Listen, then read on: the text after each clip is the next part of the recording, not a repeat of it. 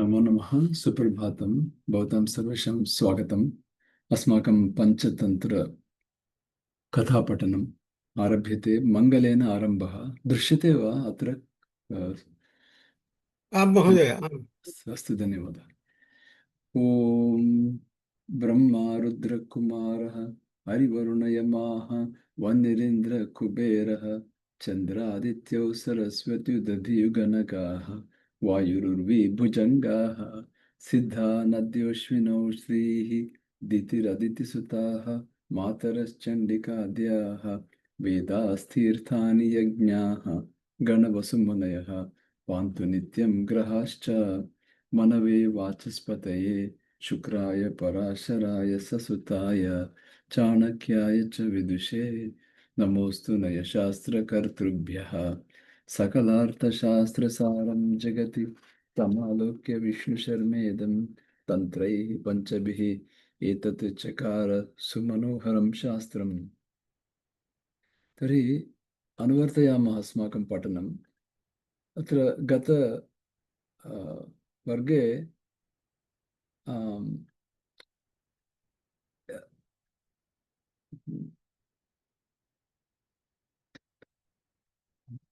हा, अत्र सर्वदा कः किं वदति इति मम भ्रमः भवति सर्वदा। अतः अहं किं करोमि, अत्र उट्टङ्कनं करोमि। अत्र अत्र अस्ति लघुपतनकमाह इति अस्ति। कः चित्राङ्गः? चित्राङ्गः हरिणः। भूमित्र सञ्जातः अयं तावत् मम मृत्युः तद्युक्तं सम्पन्नं यत् भवता सह मे दर्शनं सञ्जातम् इति वदति। इत्युक्ते हरिणः वदति प्राणात्यये समुत्पन्ने यदि स्यात् मित्रदर्शनं, प्राणत्यागसमये समुत्पन्ने यदि मित्रदर्शनं भवति चेत् तत्र किं भवति? तत् द्वाभ्यां सुखदं पश्चात् जीवितोऽपि मृतस्य च। मृत वा अनन्तरं चिन्ता नास्ति, जीवितोऽपि चिन्ता नास्ति, उभाभ्यामपि सुखदमेव इति वदति। तत् उक्त्वा तक्षि पुनः वदति, इदानीं मृत्युसमीपम् आगच्छति किल हरिणः, मृगः, चित्राङ्गः, तत् वदति तत् क्षन्तव्यं यत् मया प्रणयात्, इत्युक्ते प्रियकारणात् कदापि किमपि मया दुरुक्तं चेत्, किञ्चित् कष्टं कारयामि स्म चेत्, यत् मया प्रणयात् सुभाषितगोष्ठीषु अभिहितं, यत् मया अभिहितम् उक्तं, यत् मया उक्तं तत् क्षन्तव्यम् इति वदति। पुनः तथा हिरण्यकं मन्तरकौ मम वाक्यात् वाच्यौ इति वदति। इदानीम् अत्र केवलं लघुपतनकः चित्राङ्गं पश्यति अत्र। इदानीं वदति दूरं यत्र हिरण्यकमन्तरकौ दूरं, तौ अपि मत् वाक्यात् वाच्यौ। वाच्यौ इत्युक्ते वाचयतु यत् अग्रे अस्ति इति वाचयतु, एतत् वाचयतु इति वदति अग्रे। इत्युक्ते अज्ञानात् वा ज्ञानतः वा अपि दुरुक्तं चेत्, यत् किमपि दुरुक्तं चेत्, इत्युक्ते किञ्चित् कष्टं यत् यथा भवेत् तथा उक्तं चेत्, यत् उदाहृतं तत् क्षन्तव्यं युवाभ्याम्। इत्युक्ते युवाभ्याम् इत्युक्ते हिरण्यकमन्तरकाभ्याम् इति अर्थः। क्षन्तव्यं मे कृत्वा कथं मम तथा क्षन्तव्यं, कथं किं कृत्वा क्षन्तव्यम् एतत् सर्वम् इत्युक्ते मनः प्रीतिपरं कृत्वा। इत्युक्ते यथा मित्राणां समीपे किं भवति, मनः अपि प्रीतिपरं कृत्वा एव व्यवहारं भवति किल। यदा मित्रस्य दर्शनं भवति तथापि मनः अपि प्रीतिपरं कृत्वा एव वयं व्यवहरामः किल, तदेव किल मित्रत्वं नाम। अत्र तदेव भवति, अत्र मित्रलाभः इति अत्र अस्ति। तत् श्रुत्वा लघुपतनक आहा, एतदेव अस्माकं स्पष्टं भवेत्। कः किं वदति, कं वदति इत्यपि लघुपतनकः इदानीम् आह भद्र इत्युक्ते हे मङ्गल हे मित्र हिरण्यकमाः क्षम्यतां हरिणं चित्राङ्गमाः न भेतव्यम् इत्युक्ते यद्यपि मृत्युसमीपं भवति यद्यपि पाशबद्धः भवति एषः मृगः न भेतव्यम् इति वदति अस्मत् विदैः मित्रैः विद्यमानैः यदा अस्मत् विदैः मित्रैः विद्यमानैः यावदहं द्रुतम् इत्युक्ते शीघ्रतरम् इत्युक्ते इतोपि शीघ्रतमम् इत्युक्ते अधिकं शीघ्रं तमं यावदहं द्रुततरं हिरण्यकं गृहीत्वा आगच्छामि तावत् पर्यन्तं न भेतव्यम् अत्रैव तिष्ठतु इति अपरं ये सत्पुरुषाः भवन्ति ते कष्टकाले व्यसने इत्युक्ते कष्टकाले crisis during the times of crisis how they conduct themselves during the time of crisis न्यव्याकुलत्वम् उपयान्ति न व्याकुलत्वम् उपयान्ति इति उक्तं च एतावत् पर्यन्तं वयं पठितवन्तः सम्पदि इत्युक्ते यदा धनवृद्धिः भवति तदा सम्पत् काले इत्युक्ते धनवृद्धिकाले यस्य न हर्षः भवति क्రైసిस् टैम्स् विपत् काले धननाशकाले वा विषादः वा न करोति यस्य न विषादः भवति विपत् काले क्రైసిस् टैम्स् रणे च यस्य न भीरुत्वं भवति युद्धकाले अपि भीरुत्वं न भवति भयं न भवति धैर्यं भवति भुवनत्रयतिलकम् इत्युक्ते तस्य भूषणं तिलकेन भूषणं भवति इत्युक्ते वीरः धीरः इति पुरुषः तादृशपुरुषं जननी जनयति सुतं तादृशसुतं जनयति जननी बहु विरलम् इत्युक्ते मनुष्याणां सहस्रेषु कश्चित् कुत्रचित् भवति इति अर्थः एवम् उक्त्वा लघुपतनकः चित्राङ्गम् आश्वास्य इत्युक्ते आश्वासयति यत्र हिरण्यकमन्तरकौ तिष्ठतः तत्र गत्वा सर्वं चित्राङ्गपाशपतनं कथितवान् इत्युक्ते चित्राङ्ग हरिणस्य पाशपतनं पाशे बद्धः कथम् इति सर्वं कथितवान् हिरण्यकं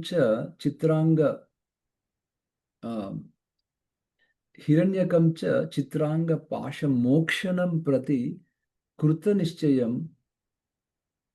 पृष्ठम् इदानीं हिरण्यकः अस्ति हिरण्यकः कथमस्ति इदानीम् इत्युक्ते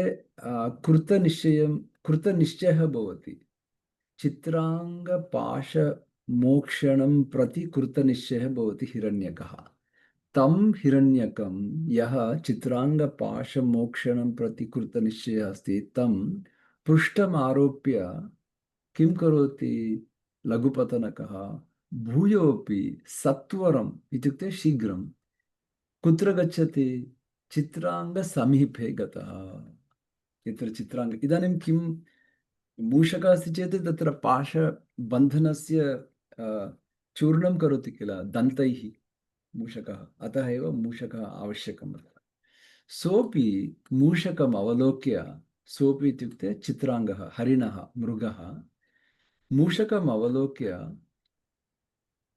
कीदृशभावम् आगच्छति किञ्चित् जीवित आशा भवति ओ मम जीविते इदानीं मृत्युसमीपं न किञ्चित् जीविते आशा अस्ति मम इति किञ्चित् जीवित आशया तया आशया संश्लिष्टः आलिङ्ग्य किं करोति आपत् नाशाय विबुधैः कर्तव्याः किमर्थं मित्रत्वं कर्तव्यं लोके इति वदति सुहृदः इत्युक्ते मित्राणि बहुवचनं सुहृदः मित्राणि कर्तव्याः सुहृदः अमलाः इत्युक्ते उत्तमोत्तमगुणैः युक्तः मित्राणि कर्तव्यानि लोके किमर्थं तथा कर्तव्यानि लोके कर्तव्याः सुहृदः उत्तमोत्तमाः सुहृदः अमलाः इत्युक्ते उत्तमगुणैः युक्ताः अमलाः सुहृदः कर्तव्याः किमर्थं चेत् विबुध इत्युक्ते अस्माभिः पण्डितैः इत्युक्ते धीरैः ज्ञानिभिः किमर्थं चेत् आपत् नाशाय आपत् काले आपत् नाशं मित्रैः सह सहायेन आपद् नाशः भवति इति एकं कारणम्। अतः कर्तव्यः इति उक्तम् अत्र श्लोके। न तरति आपदं कश्चित् यो अत्र मित्रविवर्जितः। यः अत्र मित्राणि न भवन्ति तस्य आपत्काले आपत् तरति वा न तरति इति श्लोकम् अत्र अस्ति। न तरति आपदं कश्चित् यो अत्र मित्रविवर्जितः। एतावत् पर्यन्तम् अहं पठितवन्तः गतवर्गे। इदानीं हिरण्यकः आह। एतदपि अहं किञ्चित् प्रकाशयामि। हिरण्यकः आह इति। हिरण्यकः आह किम् आह भद्र त्वं तावत् इदानीं किं वदति हिरण्यकः मृगम् इत्युक्ते हरिणः चित्राङ्गं वदति भद्र त्वं तावत् नीतिशास्त्रज्ञः किल पञ्चतन्त्रं पठितवान् किल भवान् पुनः दक्षमतिः इत्युक्ते कुशलमतिः कुशलबुद्धिः इत्युक्ते अतीव स्मार्ट् इति दक्षमतिः तत् कथमत्र कूटपाशे पतितः इति वदति how did you get in this net इति वदति you're so smart it's like are you dumb why did you fall in this net like that but it is the other way and Panchantantram Niti Shastram how did you get in trouble like that what do you call that teasing so that's what Hiranyaka does here. Bhadra, tvam tavat niti-shastrajnaha dakshamatihi tat katamatra kutapashe patitaha. Now, what do you think Chitranga will react? Oh, come on, like that's what they say, no? Sahaha boho na kaloyam vivadasya. This is not the time for argument, it says. तन्न यावत् सः पापात्मा लुब्धकः समभ्येति लुब्धकः इत्युक्ते Hunter that व्याधः पापात्मा यावत् सः पापात्मा लुब्धकः समभ्येति तावत् द्रुततरं कर्तय इमं मत् पादपाशं मत् पादद्वयं पाशबद्धमस्ति इदानीं तत् कर्तय द्रुततरं शीघ्रं करोतु quick. So this expression we have no soon, quick, now, all that, so many expressions are there in Panchatantra. Tavat, oh, this is another important thing. Yavat tavat is another thing. So first, cut the rope quick. That expression you have to see here. Tavat drutataram mat padapasham kartaya imam. Yavat sa papatma lubdakaha samabhyeti. Before even that hunter comes, do it now. So this expression is very, very important for अस्माकं संस्कृत संभाषण अर्थम् एतत् मुख्यमस्ति. यावत् स पापात्मा लुब्धकः समभ्येति आगच्छति तावत् द्रुततरं कर्तय इमं मत् पादपाशम् इति वदति. तद् आकर्ण्य विहस्य इति किञ्चित् स्मित्वा हिरण्यकः किं वदति आह हिरण्यकः. अत्र हिरण्यकः आह इति वयं प्रकाशनं कुर्मः. हिरण्यकः आह विहस्य इत्युक्ते स्मयन् इति आह इति अस्ति. प्रहसन् इव वदति इति भगवद्गीतायाम् अस्ति किल. भगवान् कृष्ण प्रहसन् इव वदति तथैव हास्यं कृत्वा किञ्चित् स्मयं कृत्वा विहस्य किं वदति किं मयि अपि समायाते लुब्धकात् बिभेषि इति वदति. इत्युक्ते अहमस्मि अत्र मयि अपि समायाते अहं समायातः. यदा अहं समायातः सति सप्तमी मयि अपि समायाते लुब्धकात् बिभेषि इत्युक्ते लुब्धकात् भयं प्राप्नोति अहमस्मि अत्र वीरः इति हिरण्यकः वदति तत्. ततः अतः एव यस्य बुद्धिबलमस्ति तस्य वचनम् एवमेव भवति सर्वदा. इत्युक्ते लघु वा बृहत् वा तत्र परिमाणं न भवति. बुद्धिबलेन वीरः धीरः भवति इत्येव पञ्चतन्त्रकथायाः सारांशम्। अग्रे वदति, ततः यदि भवान् मयि समायाते अपि लुब्धकात् बिभेषि, तर्हि शास्त्रम् इत्युक्ते नीतिशास्त्रं प्रति महती मम अपि विरागः अस्ति इदानीम्। इत्युक्ते विश्वासः नास्ति। महती मे विरक्तिः सम्पन्ना। विरक्ति इत्युक्ते नीतिशास्त्रं व्यर्थमेतत्, सर्वमेतत् पञ्चतन्त्रं नीतिशास्त्रं सर्वं व्यर्थत्। यतोहि अहमपि आपत्काले पतितवान्। यदि नीतिशास्त्रमस्ति चेत् पतति, आपत्काले न पतेयं किल इति वदति सः हिरण्यकः। तथा शास्त्रं प्रति अपि महती मे विरक्तिः सम्पन्ना इत्युक्ते उद्भवति, जायते, इदानीं सम्भवति, तथा विरक्तिः भवति मम। यत् भवद्विधा सुहृदः, भवद्विधाः नीतिशास्त्रविदः अपि एनाम् अवस्थां प्राप्नुवन्ति। यदि भवद्विधाः उत्तमोत्तमपण्डिताः अपि एनाम् अवस्थां कष्टं प्राप्नुवन्ति चेत् नीतिशास्त्रे मम किमर्थं विश्वासः विरक्तिः इति वदति। एवं किञ्चित् मित्राणि यथा परस्परं टीसिङ्ग् कुर्वन्ति, यथा सम्भाषणं कुर्वन्ति, तथा अत्र बहु सम्यक् विष्णुशर्मणा अत्र लिखितमस्ति एतत्। तेन त्वां पृच्छामि इति वदति। सः आह भद्र, कर्मणा बुद्धिरपि हन्यते इति वदति। तेन त्वां पृच्छामि इति हिरण्यकः वदति किल। सः आह इत्युक्ते इदानीं मृगः, चित्राङ्गः हिरण्यकः वदति, सः आह भद्र, कर्मणा बुद्धिरपि हन्यते।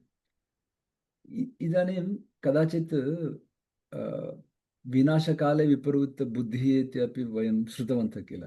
तादृश कथा तथा भवति विनाशकाले। कष्टकालानि सर्वेषामपि भवति इति अग्रे वक्ष्यति। कर्मणा बुद्धिरपि हन्यते, कदाचित् बुद्धिरपि भिन्नमार्गं गच्छति। कथमिति अत्र वदति। उक्तं च कृतान्तपाशबद्धानां दैवोपहतचेतसां बुद्धयः कुब्जगामिन्यः भवन्ति महतामपि इति। इत्युक्ते कृतान्तपाशबद्धानां, यदा यमपाशबद्ध जनः जीवः भवति दैवेन उपहतचेतसां, तदा बुद्धयः अपि कथं गच्छन्ति चेत् वक्रमार्गा वक्रमार्गं गच्छति। बुद्धयः अपि कुब्ज इत्युक्ते वक्रं, कुब्जगामिन्यः भवन्ति बुद्धयः। बुद्धिः अपि वक्रमार्गं गच्छति भवन्ति। महतामपि, सामान्यजनानां न, महत् पण्डितानामपि तथा बुद्धयः वक्रमार्गं भवति। किमर्थं चेत् विधात्रा इत्युक्ते ब्रह्मणा रचिता या सा ललाटे अक्षरमालिका भवति, ललाटे अक्षरमालिका भवति, न दृश्यते परन्तु तत्र भवति। ताम् अक्षरमालिकां ललाटे मार्जयितुम् अन्यथा कर्तुं शक्तः वा वयं? न शक्ताः किल। न तां मार्जयितुम्, अक्षरमालिकां मार्जयितुं स्वबुद्ध्या अपि पण्डिताः, अतिपण्डिताः अपि स्वबुद्ध्या अपि ते पण्डिताः अपि तत् परिवर्तयितुं न शक्नुवन्ति, मार्जयितुं न शक्नुवन्ति विधात्रा।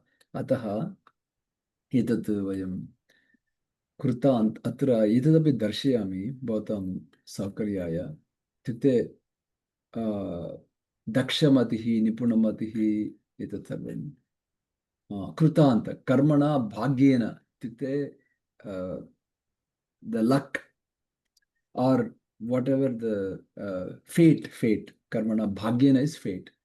Krutanta pashabadhanam, yamapashabadhanam, daivopahata chetasam, karmopahata chetanam, chittanam, महतामपि श्रेष्ठजनानामपि बुद्धयः मतयः कुब्जगामिन्यः इत्युक्ते वक्रगतयः भवन्ति। विधात्रा ब्रह्मण ललाटे मस्तके इत्युक्ते बालपट्टे मस्तके तत् ललाटं भवति किल तत्र रचयति किल लिखति अक्षरमालिका भवति अक्षरपङ्क्तिः भवति तां ललाटाक्षरपङ्क्तिं पण्डिताः अपि मार्जयितुं न शक्ताः इति अस्ति तर्हि भवन्तः कृपया एतत् अनुवदन्तु कृतान्तपाशबद्धानां भवन्तः कृपया अनुवदन्तु कृतान्तपाशबद्धानां कृतान्तपाशबद्धानां दैवोपहत चेतसां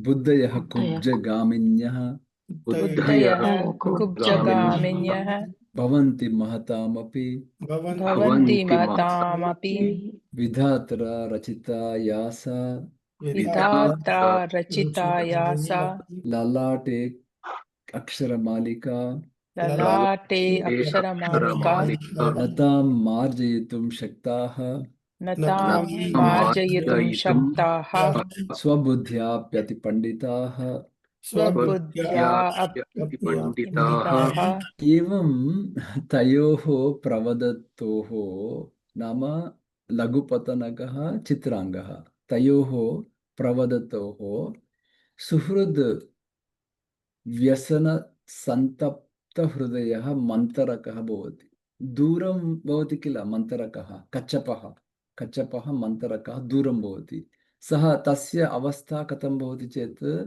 मम मित्रं दूरम् अस्ति इति हृदयं कष्टम् अनुभवति इत्युक्ते मित्रं सुहृदं द्रष्टुमिच्छति सर्वदा मन्तरकः सुहृत् व्यसनसन्तप्तहृदयः भवति यदा मम सुहृत् दूरम् अस्ति इति सन्तापं भवति किल तादृशसन्तापेन हृदयः भवति किल तदेव सन्तापहृदयमेव व्यसनम् इत्युक्ते कष्टं तत् कष्टम् एवं सुहृत् व्यसनसन्तप्तहृदयः मन्तरकः किं करोति शनैः शनैः तं प्रदेशम् आगच्छति आजगाम यतोहि मन्तरकः कच्छपः लघुपतनः काकः शीघ्रं गच्छति उड्डयनेन परन्तु मन्तरकः मन्दं मन्दं गच्छति किल शनैः शनैः तं प्रदेशम् आगच्छति तं दृष्ट्वा लघुपतनकः हिरण्यकमः अहो न शोभनम् आपतितम् एतत् सम्यक् नास्ति इति वदति मन्तरकं दृष्ट्वा लघुपतनकः वदति हिरण्यकं वदति अहो न शोभनम् आपतितम् एतत् सम्यक् नास्ति इति वदति हिरण्यकः किं वदति तर्हि किं स लुब्धकः समायाति इति वदति इत्युक्ते व्याधः आगच्छति वा इति इदानीं कष्टं किं कष्टम् इति किं न सम्यक् अस्ति वाट् इस् द प्राब्लम् इति समयाति लुब्धकः समयाति इत्युक्ते सः आह इत्युक्ते लघुपतनकः वदति आस्तां तावत् लुब्धकवार्ता एष मन्तरकः समागच्छति दिस् मन्तरकः has come that is the problem is this is a very important phrase आस्तां तावत् लुब्धक वार्ता छोड़ो वो बात को छोड़ो leave that topic for a minute you know how we say that in our lives like you know first look at this guy Mantaraka has come that is the problem he says don't worry about the other thing leave that for now that expression वो छोड़ो वो बात छोड़ो अब ये इसका चिंतन करो that expression आस्ताम तावत is what the expression is that's why I made an underline of that आस्ताम तावत is let it be आस्ताम is let it be so this expression is important आस्ताम तावत लुब्धक वार्ता इत्युक्ते व्याधस्य वार्ता इदानीं न एष मन्तरकः समागच्छति तत् अनीतिः अनुष्ठिता अनेन इत्युक्ते एतत् सम्यक् नास्ति अयुक्तं नाट् अप्रोप्रियेट् नीतिः is appropriate right thing to do अनीतिः अनुष्ठिता अनेन इत्युक्ते मन्तरकेन यतः इस् वै बिकास् वयमपि अस्य कारणात् Nunam Vyapadanam Yasyamaha.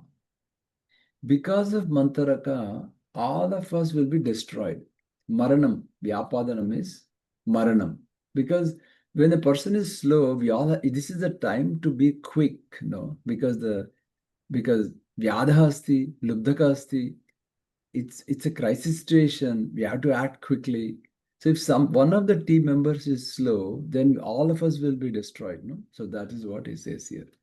यतः वयमपि अस्य कारणात् नूनम् इत्युक्ते निस्संशयेन व्यापादनं मारणमपि यास्यामः गमिष्यामः मरणं वयमपि यदि स पापात्मा लुब्धकः समागमिष्यति यदि स पापात्मा लुब्धकः समागमिष्यति एतस्य कारणात् मन्त्रकस्य कारणात् वयं सर्वे अपि व्यापादनं प्राप्नुमः इति वदति तदहं तावत्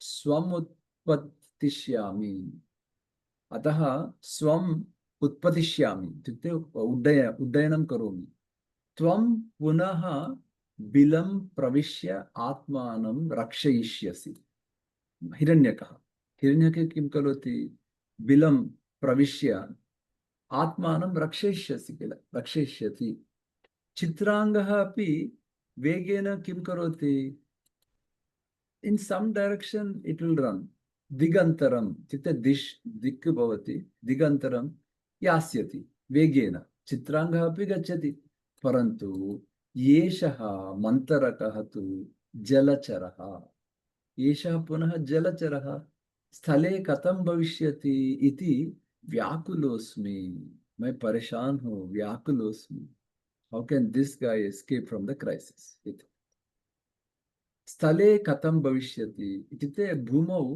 मन्दं मन्दं गच्छमानः मन्तरकः कथं तस्य रक्षणम् इति व्याकुलोऽस्मि इति so this is another important wherever the expressions are important I underline them for you व्याकुलोऽस्मि is also a good expression व्याकुला अस्मि व्याकुलः अस्मि इति मैं परेशान हूँ I am very concerned that type of expression is अत्रान्तरे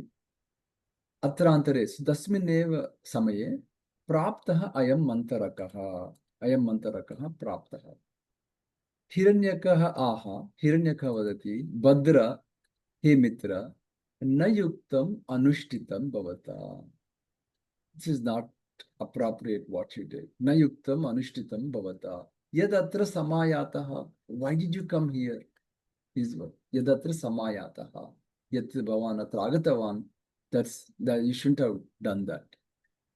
Then he says, Tatu bhuyopi drutataram gamyatam. Now he says, this is another important sentence. Because we are all in crisis now, we have to escape from this crisis. Bhuyopi, again, drutataram gamyatam. Go now, soon. See those expressions we say sometimes, and now, soon, like that. Drutataram gamyatam iti vayati. Yavat asau lubdakaha na samayati. Before even this hunter comes here, like go now soon iti. Drutataram gamyatam. Bhuyaha api. Itukte yatha punaha tatra gamyatam. Again, yavat is an important word. Yavad asau lubdakaha na samayati, na agacchati. Mantaraka kim vadati Badra.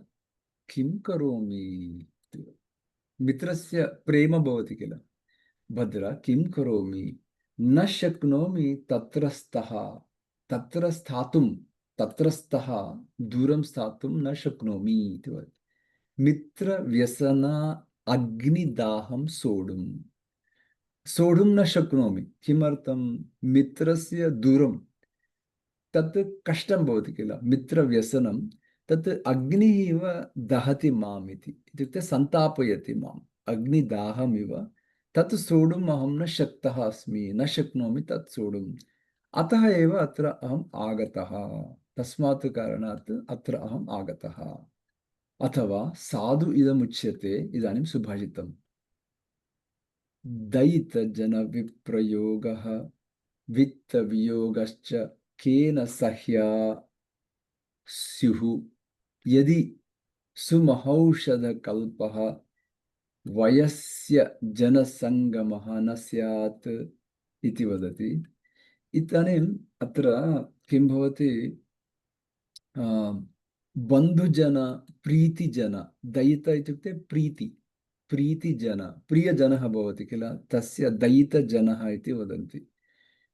दयितजन दूरं भवति चेत् विप्रयोगः भवति किल, दयितजनविप्रयोगः इति प्रियजनविप्रयोगः कष्टं किल सोढुं, सहनं सह्याः केन सोढुं सुलभं भवति, कष्टं भवति किल। पुनः वित्तवियोगश्च, धननाशः अपि तथैव कष्टं करोति, बाधा करोति, दुःखं करयति, धननाशः अपि। तथैव प्रियजनविप्रयोगः अपि दुःखं कारयति, धननाशः अपि दुःखं कारयति।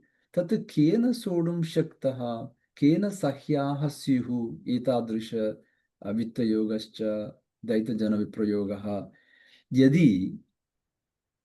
यदि सुमौषधकल्पः, so in that difficult situation, what is the medicine, what is that makes it difficult go away is औषधकल्पः Vysya जनसङ्गमः, the मित्रस्य मेलनं, मित्रस्य मेलनं किं करोति, यत् किमपि कष्टं भवति चेत् जीवने, इत्युक्ते धननाशः वा, सर्वेषामपि बन्धूनां मरणं वा अथवा दूरं वा किमपि विप्रयोगः भवति किल, तदानीं मित्रस्य एव मेलनं, मित्रस्य, वयस्य इत्युक्ते मित्रं, सुहृत् जन सङ्गमः इत्युक्ते मेलनं।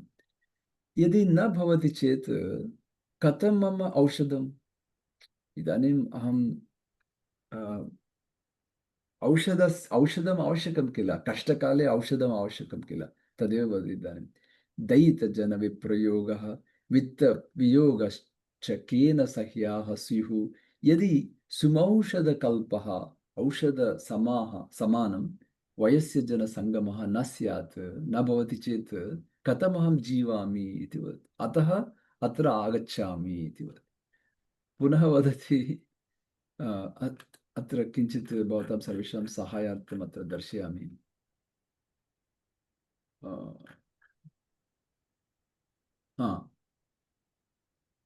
अत्र अस्ति सुमहौषधिकल्पः इत्युक्ते महारसायनसमः, रसायनसमः, यथा औषधं रोगं दूरं कारयति, कष्टं दूरं कारयति, शरीरस्य बाधा पीडां दूरं कारयति औषधं, तथा वयस्य जनसङ्गमः इत्युक्ते सुहृज्जनसङ्गमः तथा कारयति इति। दैतजनविप्रयोगः इत्युक्ते प्रियजन वियोगः, वित्तवियोगः इत्युक्ते धननाशः, केन सह्याः इत्युक्ते सोढुं शक्याः इति एवमस्ति। भवादृशैः इत्युक्ते भवत् सदृशैः सज्जनैः वियोग अपेक्षया, भवन्तः अग्रिमश्लोकं पश्यन्तु, बहु सम्यक् अस्ति तत्। वरं प्राणपरित्यागः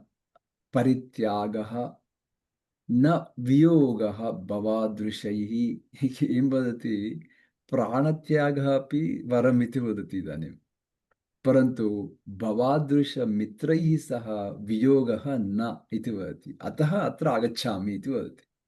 प्राणपरित्यागः अपि सम्यक् एव इति वदति, भवन् मित्रं न दृष्ट्वा कष्टं, प्राणत्यागः अपि सम्यक् एव इति वदति। किमर्थं चेत् प्राणाः जन्मान्तरे पुनः भवति, परन्तु भवत्सदृशमित्रं पुनः भवति वा, तत् संशयः एव किल, उत्तमोत्तममित्रं कथं त्यजामि इति अस्ति।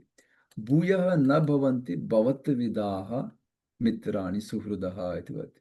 वरं प्राणपरित्यागः न वियोगः भवादृशैः मित्रैः सह, प्राणाः तु जन्मान्तरे भूयः भवति, न भवन्ति भवत्विदाः भूयो भूयः न भवन्ति इति वदति। एवं कवेः वर्णनम् अत्र अस्ति।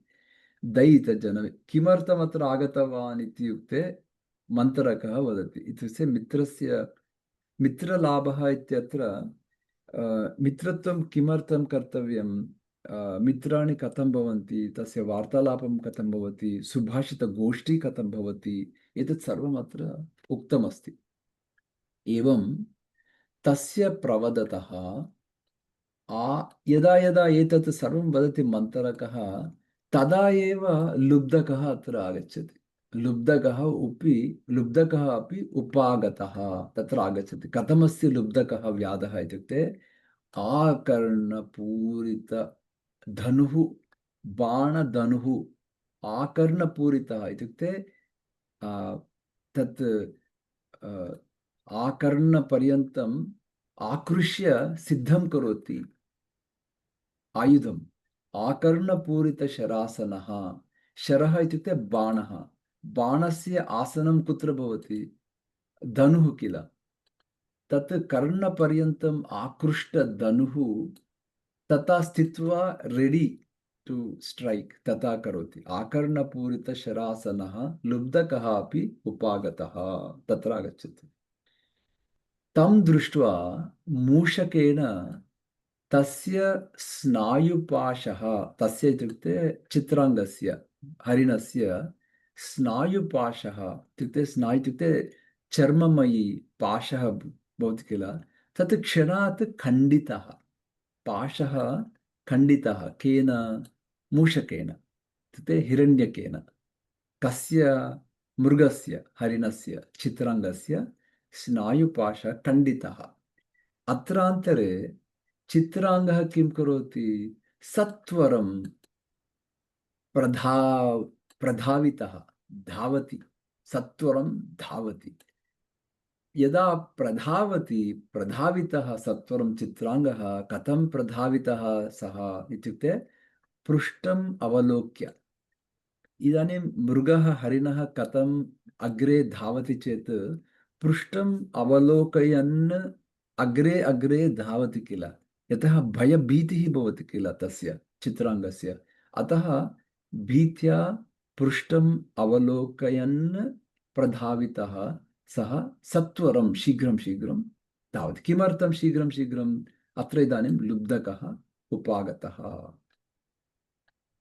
लघुपतनः किं करोति, शीघ्रं वृक्षमारूढः, शीघ्रं शीघ्रं वृक्षमारूढः लघुपतनकः।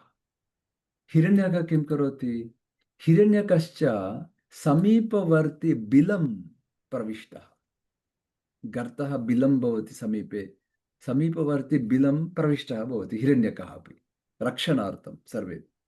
अथ असौ लुब्धकः मृगगमनात्, इदानीं मृगः आसीत् पूर्वं, बद्धः आसीत्, पाशबद्धम् आसीत्, पुनः मृगगमनात् विषण्णवदनः भवति, इत्युक्ते दुःखितवदनं भवति तस्य।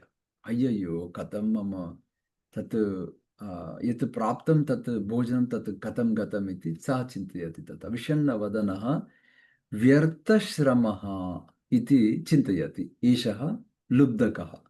अत असौ लुब्धकः, एषः पापात्मा, मृगगमनात् विषण्णवदनः व्यर्थश्रमः किं करोति, तं मन्तरकं मन्दं मन्दं स्थलमध्ये इत्युक्ते मार्गमध्ये गच्छन्तं दृष्टवान्।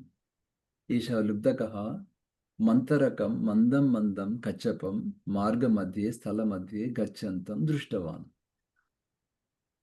अचिन्तयत् च, चिन्तयति अचिन्तयत् लङ्लकारः। अचिन्तयत् किम्, अचिन्तयत् किं चिन्तयति स्म, यद्यपि कुरङ्गः इत्युक्ते हरिणः, मृगः, डियर् इस् आल्सो काल्ड् कुरङ्गः, यद्यपि कुरङ्गः दात्रा इत्युक्ते दैवेन अपहृतः, इत्युक्ते दैवं मम हरिणं कुरङ्गम् अपहरोति, चिन्ता नास्ति, तथापि अयं कूर्मः आहारार्थम्, अयं मन्तरकः, कूर्मः, कच्छपः, कमटः इति अपि वदन्ति, एषः कच्छपः आहारार्थं सम्पादितः तत् अद्य अस्य आमिषेण इत्युक्ते भोजनेन तस्य आमिषेण मे कुटुम्बस्य आहार आहार निर्वृत् किमेतत्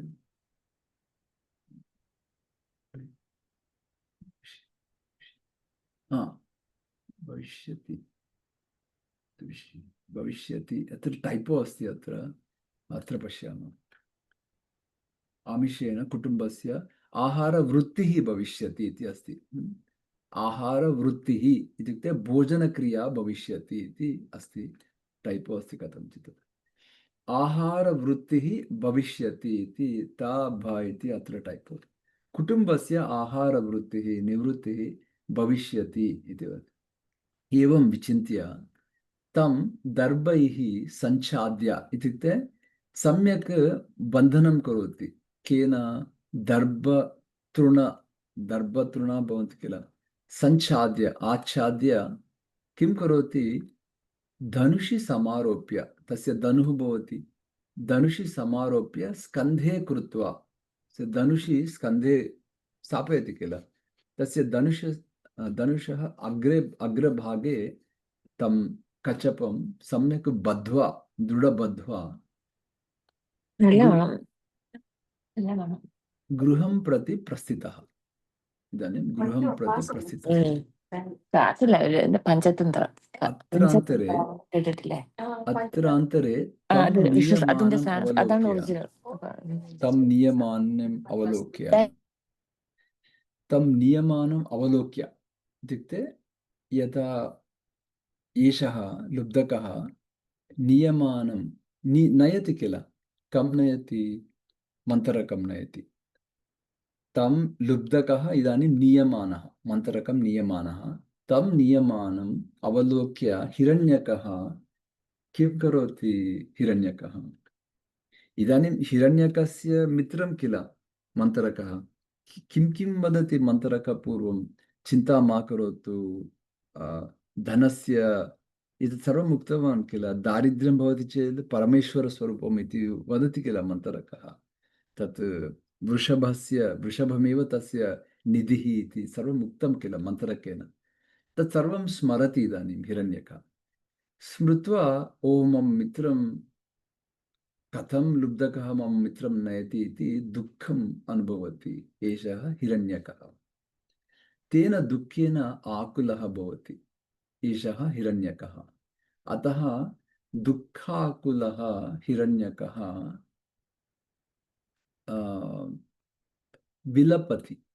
विलपति इत्युक्ते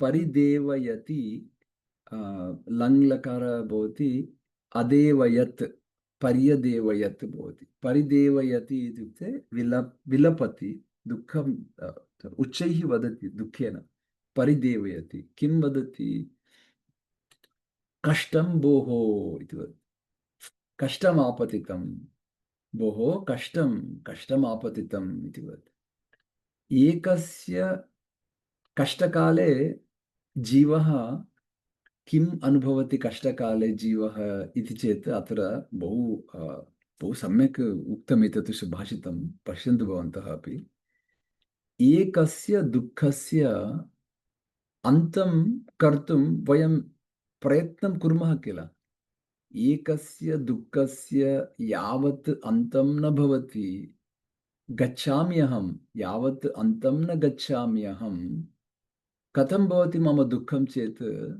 यथा समुद्रम् आर्णवस्य पारं गच्छामि कथम् एतत् सर्वं तरामि कथं दुःखस्य अन्तं इत्युक्ते यथा समुद्रस्य पूर्णं तरणम् इत्युक्ते बहु कष्टम् अस्ति एकस्य दुःखस्य एव यावत् अन्तं न गच्छामि अहं तावत् द्वितीयं दुःखम् आगच्छति चेत् इतोपि कष्टं भवति किल दुःखस्य समये एव दुःखम् अधिकम् आगच्छति किल इति वदति इदानीं तावत् द्वितीयं समुपस्थितं मे छिद्रेषु इत्युक्ते कष्टकालेषु एव अनर्थाः बहुलीभवन्ति किल इति वदति। इत्युक्ते इतोपि वर्धन्ते। अनर्थाः इत्युक्ते यत् न आवश्यकम् इदानीं, यत् दुःखम् इदानीम् इतोपि दुःखं न मम मास्तु मास्तु इति यदा वदामः तदा एव अनर्थाः बहुलीभवन्ति इति सुभाषितम् एतत्।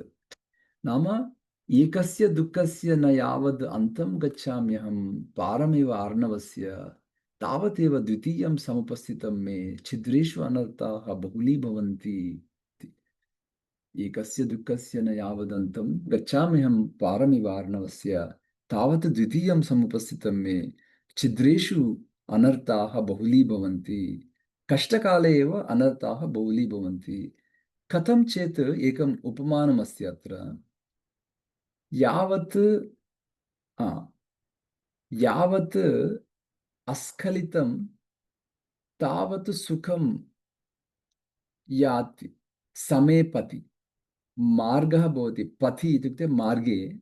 मार्गः यदा समः भवति इत्युक्ते जागिङ्ग् मध्ये अपि वयं समः मार्गे वयं धावामः किल। विषममार्गे धावामः चेत् अस्माकं एङ्कल् चरितकरण युगवत् तथा भवति किल, चलितकरणं भवति किल। एवं स्खलितं पादस्खलितं समे मार्गे पादस्खलितं न भवति किल। अतः यावत् अस्खलितं भवति, अस्खलितम् इत्युक्ते न स्खलितं भवति पादस्य। किमर्थं? समः मार्गः अस्ति चेत्। परन्तु विषमः मार्गः अस्ति चेत् पादस्खलनं भवति, तत्र वेदना भवति किल। एङ्कल् ट्विस्ट् वेदना भवति किल। परन्तु समे मार्गे तु अस्खलितं भवति, तावत् सुखं याति। So happy to be on a smooth path like that. परन्तु यदा स्खलिते विषमं, once that ankle is hurting in a uneven ground, विषमं मार्गे, विषमे मार्गे एकवारं स्खलितं चेत् समुत्पन्ने पीडा समुत्पन्ना भवति चेत् वयम् इतोपि विषममार्गे गच्छामः चेत् पदे पदे पीडा वर्धते एव किल, न्यूनं न भवति। किमर्थं चेत् मार्गः सर्वं तत्र विषमं मार्गम् अस्ति। अतः छिद्रेषु इत्युक्ते कष्टकाले पीडा अधिकमेव भवति, अनर्थाः बहुलीभवन्ति, पदे पदे पीडा एव अधिकं भवति इति उपमानम् अत्र अस्ति। एवं यावत् अस्खलितं तावत् सुखं याति समेपथि, स्खलिते च समुत्पन्ने विषमं च पदे पदे इति अस्ति। तर्हि वयम् एकवारम् इति वदामि, भवन्तः सर्वे अनुवदन्तु। एकस्य दुःखस्य न यावदन्तम् एकस्य दुःखस्य न यावदन्तं गच्छाम्यहं पारमिवार्णवस्य गच्छाम्यहं पारमिवार्णवस्य तावद्वितीयं समुपस्थितं मे तावद्वितीयं समुपस्थितं मे छिद्रेष्वनर्थाः बहुलीभवन्ति। छिद्रेषु अनर्थाः बहुलीभवन्ति। यावदस्खलितं तावत् यावदस्खलितं तावत् सुखं याति समेपथि। सुखं याति समेपति। स्खलिते च समुत्पन्ने स्खलिते च समुत्पन्ने विषमं च पदे पदे। विषमं च पदे पदे। एवमस्ति, सुभाषितद्वयमस्ति। अग्रे गच्छामः। इदानीं यन्नम्रं सरलं चापि तच्च आपत्सु न सीदति, धनुर्मित्रं कलत्रं च दुर्लभं शुद्धवंशजं, न मातरे न दारेषु न सौदर्ये न चात्मजे विश्वं विश्रम्भः तादृशः पुंसां यादृक्मित्रे निरन्तरे इति एतत् द्वयं वयं पश्यामः। इदानीं नम्रं सरलं मित्रं वा अस्माकं कलत्रं वा, नम्रं सरलं इत्युक्ते विनयम् उत्तमगुणयुक्तम् आपत्सु न सीदति। यः विनयः उत्तमगुणयुक्तः भवति सः आपत्काले न न सीदति, इत्युक्ते विनाशं न प्राप्नोति आपत्काले। तादृशजनाः किमर्थं चेत् धनुः वा मित्रं वा कलत्रं वा बहु दुर्लभं शुद्धवंशजं। शुद्धवंशजम् इत्युक्ते उत्तमोत्तमकुले जाते उत्तमगुणाः भवन्ति किल, तादृशजनः दुर्लभं भवति। पुनः वंश इत्युक्ते अत्र वंश इत्युक्ते it's also two words are there. वंश इस् कुल, उत्तमकुलं. Second meaning is that that you know how they make those ladders in India and flutes with that vamsha, that vamshi, that's why they call it vamshi, from the tree, the trees that grow, you know, that tall those vamsham. So vamshajam dhanuh api vamshadam bhavati kila. अतः तादृशं कष्टं दुर्लभम् इत्युक्ते they are very rare to find it. And the other thing is saralam vinayah उत्तमगुणयुक्तम् आपत्सु न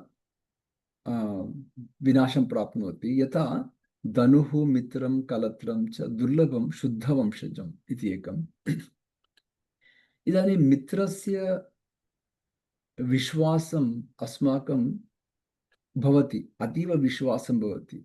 उत्तममित्रं मिलामश्चेत् तस्मिन् बहु विश्वासं भवति, यथा न मातरि न दारेषु न सौदर्ये, यथा सहोदरे वा पुत्रे वापि तादृशविश्वासं न भवति, मातरि न भवति, बन्धुषु न भवति। परन्तु मित्रस्य विश्रम्भः तादृश पुंसां यादृक् मित्रे निरन्तरे, यथा निरन्तरं मित्रं यथा विश्वासः भवति तथा न भवति इति एकम्। अग्रे यदि तावत् कृतान्तेन मे धननाशः वितः तन्मार्गश्रान्तस्य मे विश्रामभूतम्। इदानीम् एतत् सर्वं हिरण्यकः वदति मन्तरकं दृष्ट्वा, कथं मम मित्रम् इदानीं गच्छति, सः व्याधः स्वीकरोति इति विषादं करोति एषः हिरण्यकः।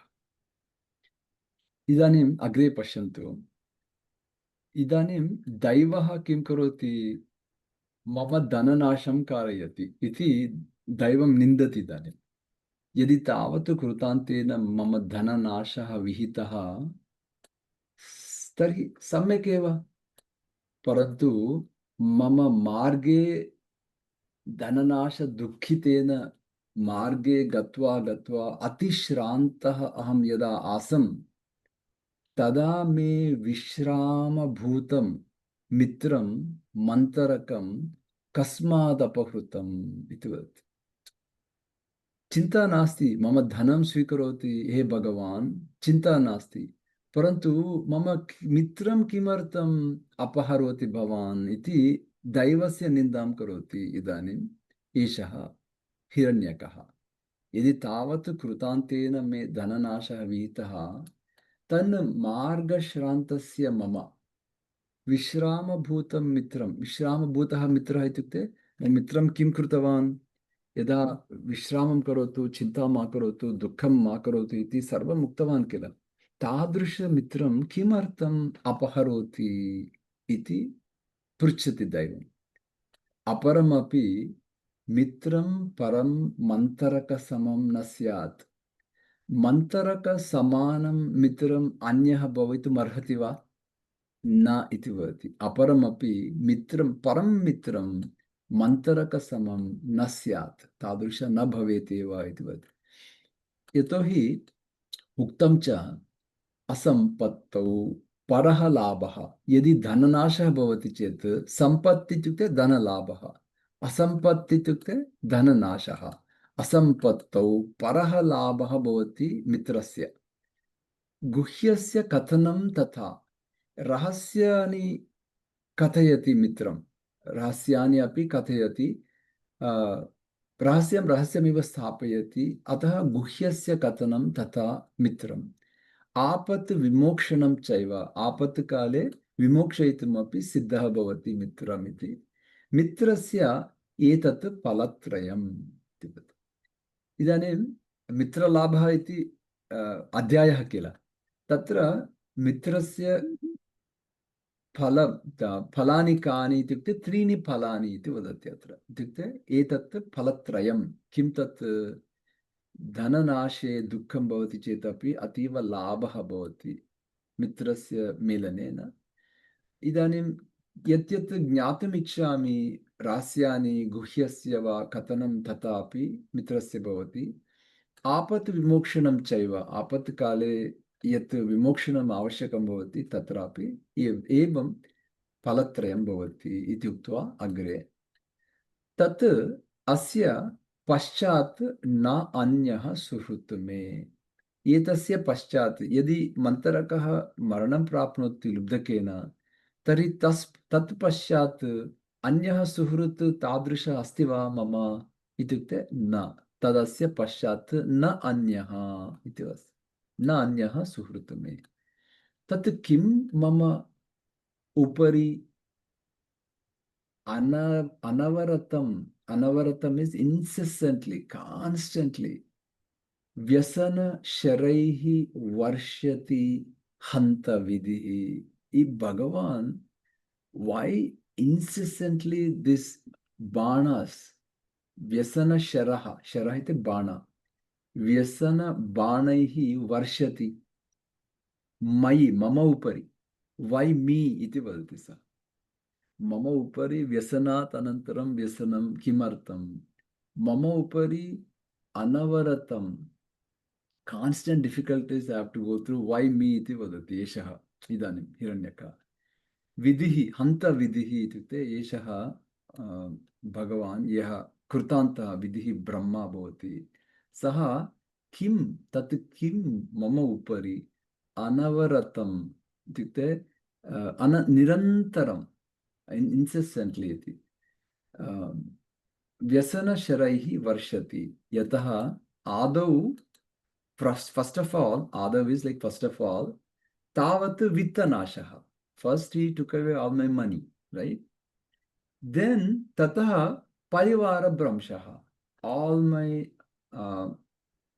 associates people who were around me all those Bhagavan took away those also okay tatah deshatyagah then again the third problem I got mama deshatyagah and then now tatah mitra viyogah iti अथवा स्वरूपमेतत् सर्वेषामेव जन्तूनां जीवितधर्मस्य सर्वेषामपि जीवानां जीवितधर्मः एवमेव अस्ति किल कायः सन्निहितापायः शरीरमस्ति चेत् तत्र शरीरस्य अपायः भवति क्वचित् सम्पदः अस्ति चेत् क्षणभङ्गुरः भवति शाश्वतं न भवति क्षणभङ्गुरः भवति समागमाः भवति चेत् पुनः आपगमाः भवति सापगमाः भवन्ति सर्वेषामेव देहिनां सर्वेषामपि देहिनां पुनः वयम् अग्रिमसप्ताहान्ते पठामः इतः आरभ्य मङ्गलश्लोकः कश्चित् वदति मङ्गलश्लोकः एनिवन्